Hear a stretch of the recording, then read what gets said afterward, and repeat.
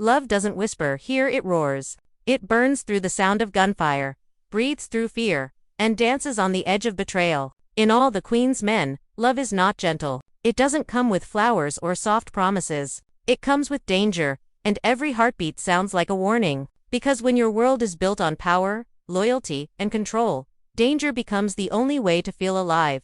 And war. That's how they say I love you. In this world, every glance, every silence, and every scar tells a story. The Queen doesn't speak in sweet words. She commands with her presence. Her love is not given, it's earned through fire. She doesn't wait for someone to understand her heart. She makes them prove they're strong enough to stand beside it. Her world isn't made of trust or safety. It's built on control, because control is the only thing that can protect her from a world that's always ready to take everything away. The men around her don't just follow orders, they orbit her like planets around a burning sun. They are drawn to her power, blinded by it, and destroyed by it. They crave her approval the way others crave affection. Every mission, every fight, every act of violence is more than loyalty, it's devotion. Because in her kingdom, love is not a feeling, it's a transaction of risk. You prove your worth not by what you say, but by what you survive for her. There's something dangerous about a woman who doesn't need saving. She doesn't cry out for help, she becomes the storm. Her presence makes men tremble not out of fear, but because they see in her something they can never truly own. She is power disguised as beauty, danger wrapped in silk. To love her is to stand on the edge of a knife, knowing one wrong step will cut you open. And yet, every man still takes that step. Because some hearts aren't drawn to peace, they are addicted to chaos. But that's the truth about this kind of love. It's not the love that heals you. It's the kind that tests how much pain you can endure and still come back for more. It's the kind that says, if you can stand through the fire, you belong here. Every moment of calm is just a pause before the next storm. And the Queen knows it, she thrives in it. Danger is her comfort, war is her rhythm, and control is her way of loving. She doesn't tell them she loves them, she gives them a reason to fight. She doesn't hold them close, she lets them earn the right to stand close. And they do, every time. Because to them, love without danger is meaningless. In her presence, they find purpose. In her chaos, they find connection. That's what makes this world so intoxicating. Love and war, fear and passion, all twisted together until you can't tell where one ends and the other begins. And maybe that's the point, that love isn't always soft. Sometimes it's sharp, violent, and unrelenting. Sometimes, it's not about peace. It's about survival. They don't wear crowns, but they fight like kings. Her men are not lovers in the ordinary sense. They are soldiers of emotion, warriors of loyalty. Each one carries a piece of her command deep in his soul. They move like shadows, living between tenderness and violence. To the world, they are dangerous. To her, they are necessary. Because every empire needs protectors, and every queen knows. Protectors are also the most dangerous kind of lovers. They don't ask for her heart, they earn it through bruises and blood. To them, danger is not a job, it's a confession. When they fight, it's not just for territory or money, it's for recognition. Every punch, every risk, every wound says, see me, I'm still standing, I'm still yours. They understand her without words. When she walks into a room, silence falls, not from fear, but from respect. The kind of respect that's born from obsession. She doesn't need to remind them who she is. They already know she's the reason they breathe and the reason they bleed. Each of them carries a story. A memory of when they first saw her power. Some remember the way her eyes cut through a lie. Others remember how she saved them without saying a word. But all of them remember one thing. The moment they realized they would rather die for her than live without her. That's not weakness. That's devotion in its most dangerous form. Because once you've tasted a love that feels like survival, peace feels like poison. These men live in a loop of chaos, a rhythm of love and war that never slows down. They fight, they fall, they rise again. Their connection isn't gentle, it's carved out of pain, trust, and shared danger. They don't say I love you. They prove it through actions. When one takes a bullet, it's not just duty, it's worship. When one sacrifices his peace for her power, it's not loyalty, it's surrender. To them, love is not something you feel, it's something you survive. But this kind of devotion has a cost. The more they fight for her, the less of themselves they keep. Every man who stands beside her loses a piece of who he was before. They start to see the world through her eyes, where mercy is weakness and love is strategy. They become mirrors of her strength and victims of her control. And yet, they don't resist it. Because being close to her, even if it burns, is better than living in the dark without her fire. It's strange how danger can feel like home. How the sound of gunfire can replace the sound of heartbeat. For her men, adrenaline is affection. Violence is connection. When they fight, they are alive. When they bleed, they are reminded they still matter. It's not just about protecting the queen, it's about protecting the only thing that gives them purpose. They aren't afraid of death, they are afraid of being forgotten. And she knows it. That's why she doesn't stop them. She gives them missions that test their limits. Words that cut deeper than wounds, and moments of affection so rare they feel like mercy. A single glance from her is worth a lifetime of battles. One quiet touch means more than 1,000 promises, because in her world, love isn't constant, it's conditional. You earn it, you fight for it, and you bleed for it. And if you fail, you lose not just her trust, but the reason you exist. That's why they never stop. That's why they never turn away. Every time they look at her, they see not a woman, but a force, something divine and deadly. She is their cause, their curse, and their cure. To love her is to stand at the edge of ruin and call it paradise. To follow her is to lose yourself and still feel found. And maybe that's what makes them dangerous too. Because when a man's love turns into survival, he'll do anything, kill, protect, destroy, just to keep it alive. That's the kind of love that doesn't fade. It doesn't heal. It consumes. And for the queen's men, that's the only kind of love worth dying for. Every kingdom looks peaceful from a distance, but when you step closer, you hear the whispers, the doubt, the jealousy, the fear that hides behind loyalty. That's the true war. Not the one with guns or blades, but the one fought in silence between love and survival. The queen's men may fight for her, but inside, each of them is fighting himself. The battle isn't only on the streets, it's in their hearts.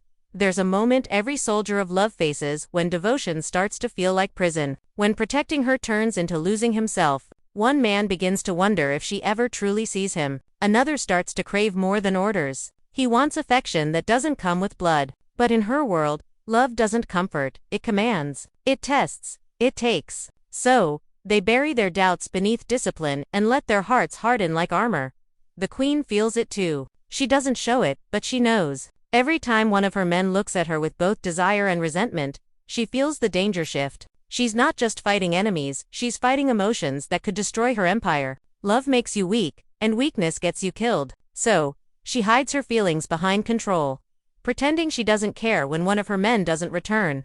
Pretending it doesn't hurt when one of them starts to question her. But deep down, she feels every loss like a wound that never heals. And yet, she can't stop. Power is her protection. If she lets them see her heart, they'll stop fearing her. And if they stop fearing her, they'll stop fighting for her. That's the curse of leading through love. The more you care, the more dangerous you become to yourself. So, she builds her throne higher, keeping them close enough to serve, but far enough to never touch what's real. It's not cruelty, it's survival. But danger doesn't stay loyal. The same fire that built her kingdom starts to burn through it. One man begins to dream of freedom. Another begins to crave her downfall. Betrayal grows like smoke, slow, invisible, suffocating. The queen can sense it, but she doesn't flinch. She's lived too long in chaos to fear the flames. She knows that every empire falls, but not every queen burns quietly. If war is coming, she'll meet it dressed in power, not pity. The air between her and her men changes. It's thicker now, charged with emotion and unspoken pain. They look at her with love, but also with the weight of everything they've lost because of her. Sleep, peace, mercy, all traded for the chance to stand by her side. They wonder if she ever feels the same. She does, but she'll never say it. In her silence, they find both devotion and despair. That's her genius. She gives them just enough to stay, but never enough to heal. Love like this is an endless loop, a cycle of destruction and devotion. They fight, they bleed, they forgive, and then they do it all again, because in her world, the war never ends. It just changes shape. One day it's bullets, the next, it's heartbreak. But the pain is always there, constant, familiar, addictive. It reminds them that they're alive, that they belong to something bigger than themselves.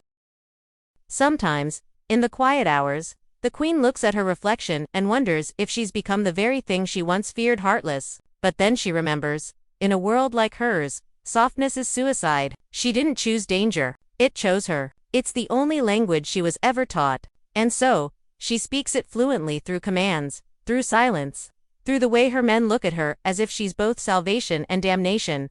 The war outside is brutal, but the war inside is worse, because no one wins. The queen can't love without losing control. Her men can't serve without losing themselves. Every victory feels empty.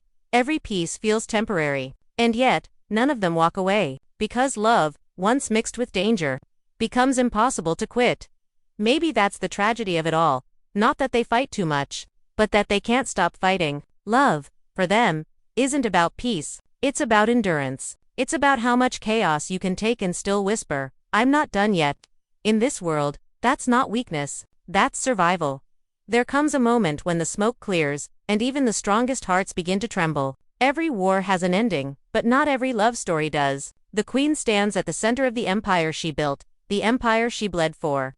The one she protected with her silence, her strength, her lies. Around her, the world looks the same, but something inside her has changed. The faces that once surrounded her with loyalty now haunt her memory. Some are gone forever. Some are still here, but hollow. The throne feels heavier now, and for the first time, she wonders if power was worth the price of peace.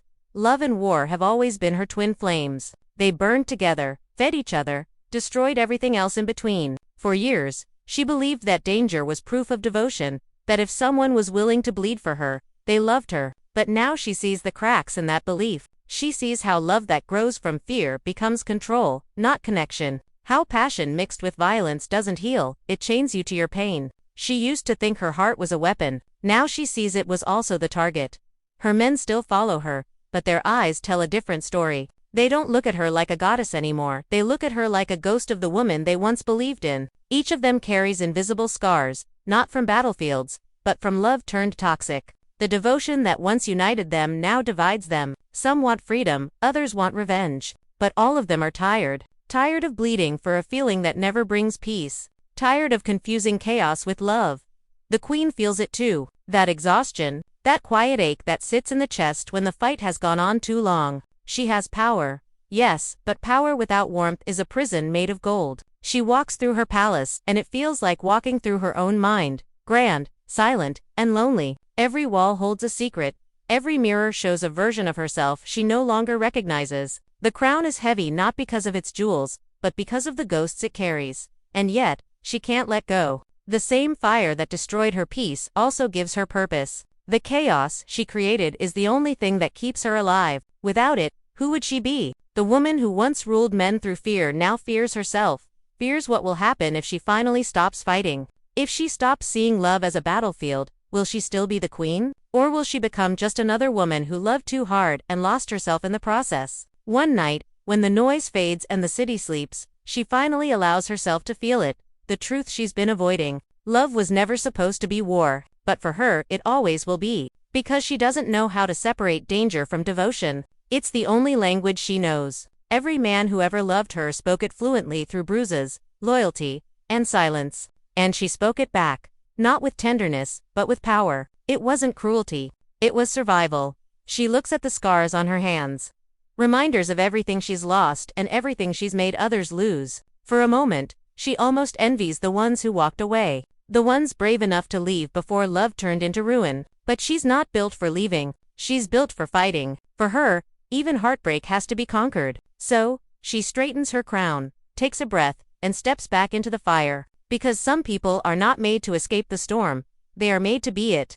Her men will follow, as they always have. Some out of loyalty, some out of habit, some because they still can't imagine a world without her. They don't need to speak. The air between them is enough, thick with memory, regret, and a love that refuses to die quietly. They know this isn't peace. It never will be, but it's theirs. It's the language they understand.